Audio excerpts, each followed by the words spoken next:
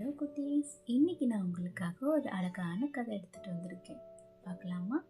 ஒரு குளத்துல ஒரு அன்னப்பறவை குளிச்சுட்டு இருந்துச்சாம். பார்க்கவே ரொம்ப அழகா இருந்துச்சாம். வெள்ளை வெள்ளேன்னு அதோட இறகுகள், அதோட அழகு இதெல்லாம் பார்க்கும்போது ரொம்ப அழகா இருந்ததாம். தூரத்துல ஒரு அண்டங்காக்கா இந்த அன்னப்பறவை குளிக்கிறத பார்த்துட்டே இருந்திருக்கு. அடடா, இந்த அன்னப்பறவை எவ்வளோ அழகா இருக்கு! நான் நினைக்கிறேன், இந்த குளத்துல குளிக்கிறனால தான் இது இவ்வளோ அழகா இருக்குன்னு. நானும் இனிமே இதே குளத்துல குளிச்சு அந்த அன்னப்பறவையை போல அழகா வரப்போறேன் அப்படின்னு நினச்சதான். அந்த காக்காவும் என்ன பண்ணுச்சான், அதோட கூட்டுல இருந்து வெளியில வந்து தினமும் அந்த குளத்துல குளிச்சுட்டே இருந்துச்சான். ரொம்ப போட்டு தேய்ன்னு அது இறகுகளை தேய்ச்சி குளிச்சுதான்.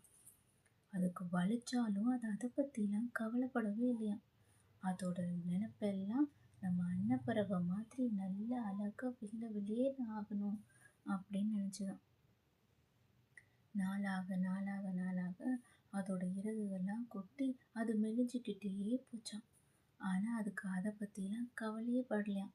இன்னும் தேய்க்கணும், இன்னும் தேய்ச்சி குளிக்கணும், டெய்லியும் குளிக்கணும் குளிக்கணும் குளிக்கணும்னு அப்படியே யோசிச்சுட்டே இருந்துதான். திடீர்னு ஒரு நாள் அது இறந்தும் போச்சான். இந்த கதையிலிருந்து நம்ம என்ன தெரிஞ்சுக்கிறோம் அப்படின்னா, நம்ம இயற்கையை மாற்ற முடியாது. நம்ம என்ன அழகில் என்ன நிறத்தில் இருக்கோமோ அது இயற்கையாக நமக்கு வந்தது. அதை நம்ம மாற்றணும்னு நினச்சி முயற்சி பண்ணி வீணாக ஏதாவது ஒரு ஆபத்தில் போய் மாட்டிக்க வேண்டாம்.